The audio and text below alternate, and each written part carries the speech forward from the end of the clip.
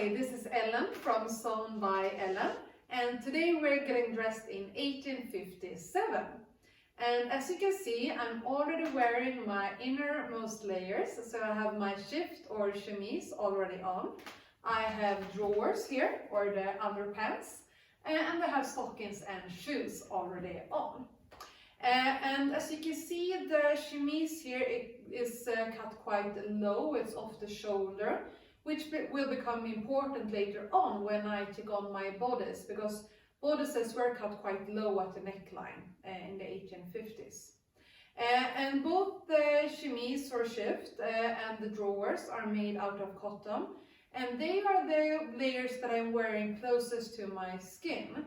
And they will soak up sweat and bodily odors, and they were also the layers that would have been washed the most.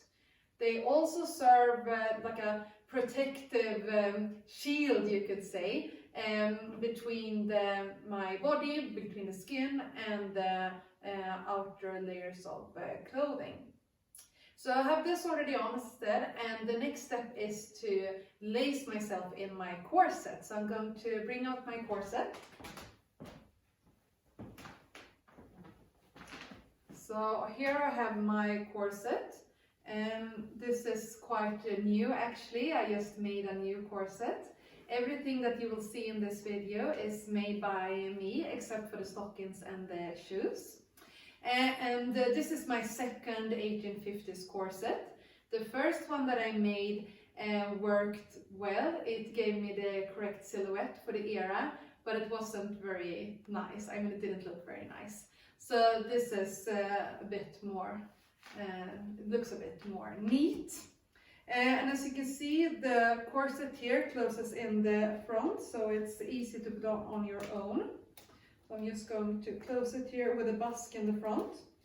So here I have it on, and then I'm just going to find my small loops or bunny ears here in the back. And then I can just pull those to lace myself. So it's very easy to do on your own, because the busk in the front makes it that I can have it pre-laced here in the back already. So it's very, very easy. And I don't want to lace myself too tightly. I want to be able to move and breathe. So I'm not going to tight lace here. I just want to create the correct silhouette for the 1850s. And the corsets in the 1850s didn't need to go over the hips. So it's not very restrictive. Because we have the big hoop skirts later on that will cover the hips anyway. So what we need here is support for the bust, of course, but I also need to just take the waist in a bit to create the slim waist, of course. Poplar.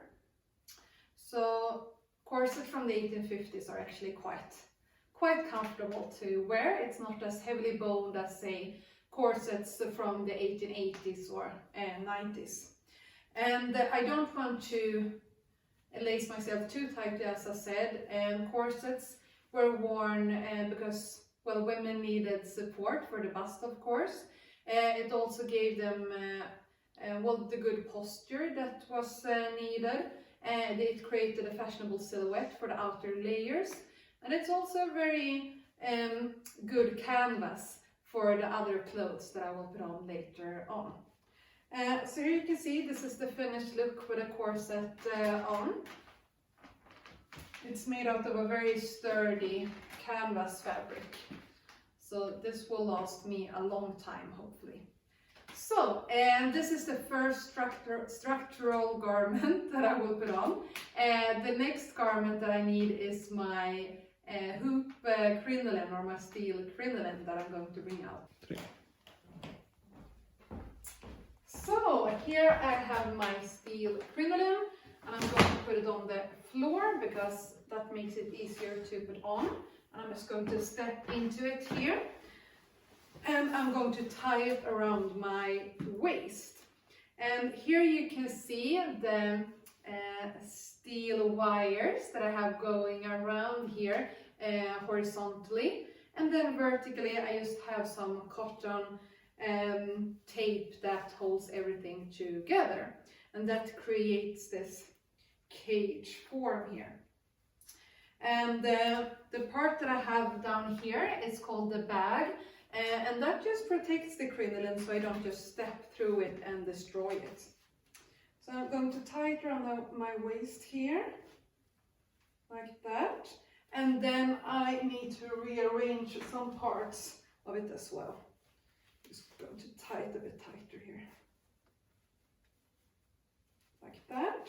And as I said, I need to rearrange everything because the steel hoops just move on their own. So I'm just going to make sure that it looks even so that I have a round and nice shape. I want it to be the same shape all around me, you could say. And the crinoline, of course, makes it easier for the skirts to grow even bigger. In the beginning of the 1850s, skirts just grew and grew, and they were supported by petticoats. So women had to wear up to 7 petticoats at once, and they were often starched, and they could be quite heavy, as you can imagine, wearing 7 petticoats at once.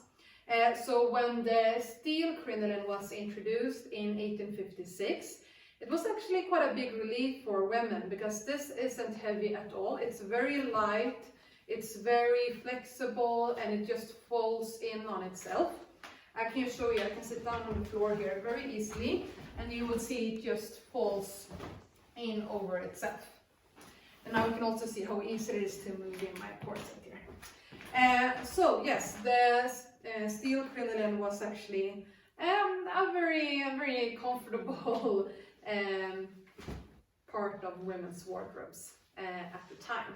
Steel crinoline is also a very good example of how the Industrial Revolution had effects on fashion and the fashion business. So the crinoline is one example. The sewing machine was also a very important part of 1850s fashion, because it was started being manufactured in 1851, and by the late 1850s it was used quite a lot in the fashion business. So the clothes that I will be wearing today could easily have been made with a sewing machine in the 1850s, and I definitely made them with a sewing machine today. But we need to cover this with something, so I need to put on 1 petticoat just to smooth everything out. I don't want any part of the steel crinoline to show. That's one of the things that I can see sometimes when watching period dramas or historical movies, that you actually can see some part of the crinoline showing through the outer dress. And you can see the end of it as well sometimes, and that's always extremely frustrating to see. So we don't want that here. So I'm just going to bring out my petticoat and smooth everything out of it. So here I have just a very simple petticoat out of cotton. So we can cover this thing, because this is the first crinoline that I made, and if you look closely you can see that it's a bit of a mess if you look up close. So I think of it like a Monet. It works fine if you look at it from afar, but up close it's a bit of a mess. So I've actually made a new one, which is almost finished. But it works. It works to create the correct silhouette, so it's fine. But as I said, we're going to take on this petticoat, and it's just a very simple petticoat, and I'm just going to wear 1 because this dress or skirt that I will be wearing has flounces, so I don't need too many petticoats. But if I just had a plain skirt, just 1 layer skirt. Oh, it's inside out, sorry. It's inside out, of course. Ugh. As I said, if I was going to wear a skirt with just a simple 1 layer, I would probably wear 2 petticoats, just to make sure that nothing was showing through. So, and I'm just tying this around my waist, and And this would definitely have been easier if I had a maid, but I don't, so I have to do it myself. So you just want to make sure that I have covered the whole crinoline.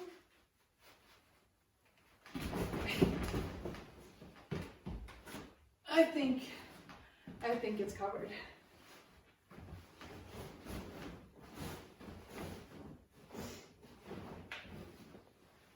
Good enough.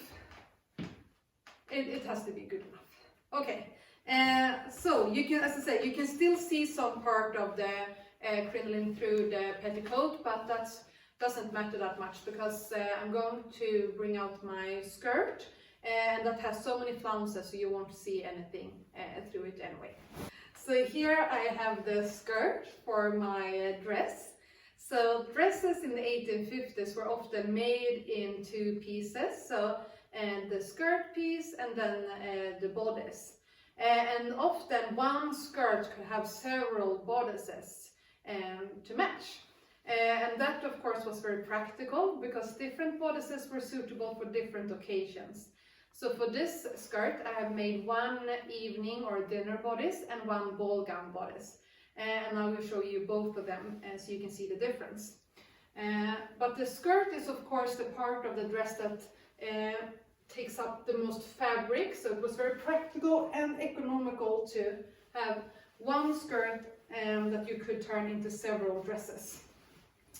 So I'm just going to fasten it with hooks and eyes here at the side. Let's hope that it fits. Yes, it does. Like that. I'm just going to go like that. And as you can see, I have 3 flounces on my skirt here. That was very popular in the 1850s because this enhances the big skirt here. And it was also very popular to create a fabric that was woven à la disposition. And that means that the fabric was made to be on those flounces. And to cover the dress, it's a bit difficult to do on your own. I always do a bit of a jump because that's the easiest way. You can also do a spin. I think it looks good now. Yes, and the flounces, they are actually attached to the skirt with a method that was used in the 1850s. And that was to take the fabric for the flounces and sew them together into long tubes. And then on the top part, you just sewed on a cotton cord. And then you could pull the cotton cord to gather the fabric and then attach it to a base layer. So I have my base layer here underneath. And then I have 3 flounces attached by this cotton cord technique that was used in the 1850s.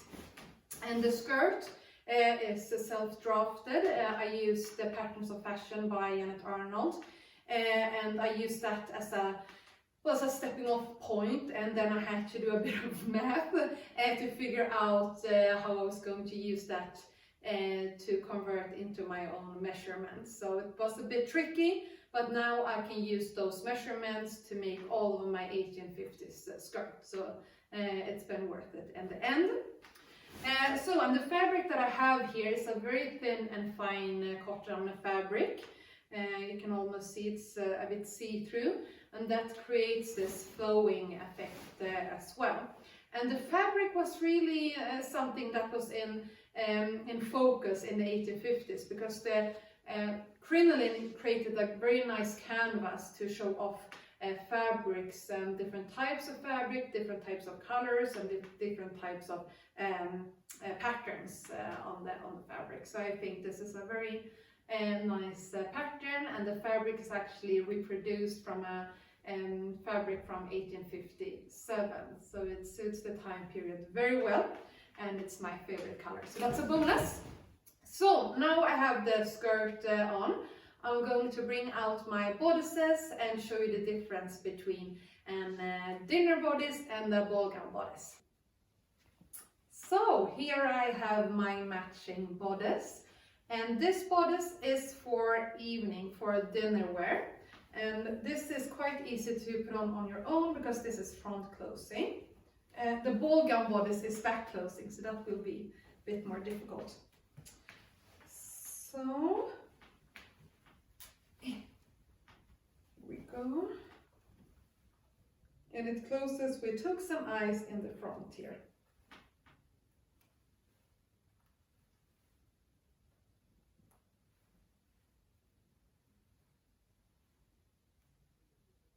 So here I have the bodice on, and I can see now that I should have laced myself a bit more tightly because it doesn't close properly here in the front, but we have to ignore that for now. Here we can really see how we create the fashionable silhouette for the 1850s, because the ideal silhouette was sloping shoulders. We can see that the seam here goes quite low on the shoulders. They wanted to have a very narrow waist, and you can see how the pointed bodice here just accentuates this part of the silhouette. And then of course we have the big skirt. And as I said before, this is dinner bodice, and the main difference between bodices for day wear and evening wear were how much skin you showed. So for the day you could have worn this bodice, but then you needed to wear a chemisette under just to cover up the neckline that's showing here. And you could wear detachable arms under these ones called engagants, so that you didn't show any of your arm here. But since this is for dinner wear, you could show a bit of skin. And these sleeves that I have here are called pagoda sleeves, and they were very popular in the 1850s with these very wide sleeves. And here we can see how the sleeves are also woven à la disposition, so we have the same pattern here as we have on the skirt, and that was also very popular at the time. But I'm going to remove this one now, and we can try on the ball gown bodice instead. And there you will see that I will be showing a lot more skin on that one. There we go. So here I have the ball gown bodice, and this will be impossible to take on my own, but I will try. And here you can see why I really needed the chemise to be off the shoulders.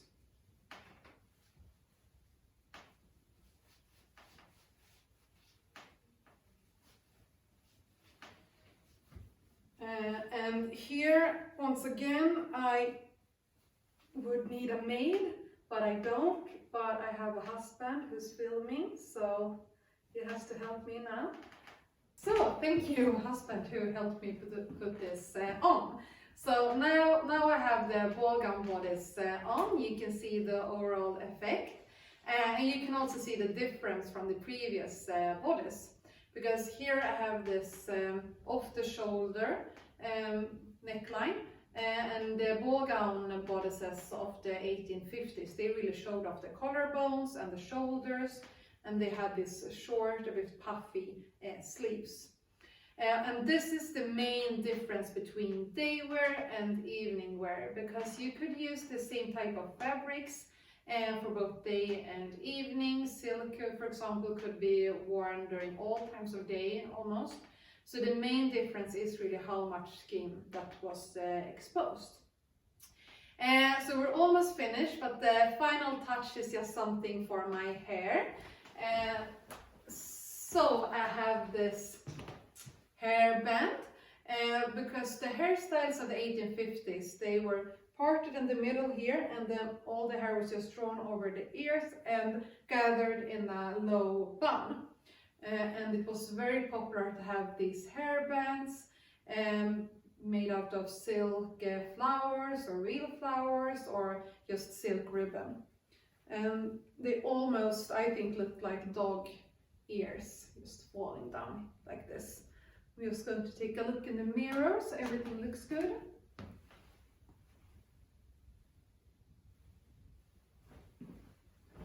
Yes. So this is the finished look. The last thing I'm going to do is just bring out the chair so you can see how you would sit down in a dress like this.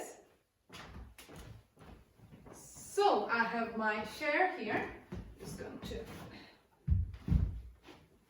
put it down here. And you don't have to think about anything with the skirt, you don't need to lift it up. You just sit down like this and the crinoline will fold over itself. And it's not uncomfortable to sit at all. It doesn't hurt your back or anything. So you just stand up and then sit down. It's very easy. So, well, thank you so much for watching. I hope you liked it. And please let me know which decade you want me to get dressed in next.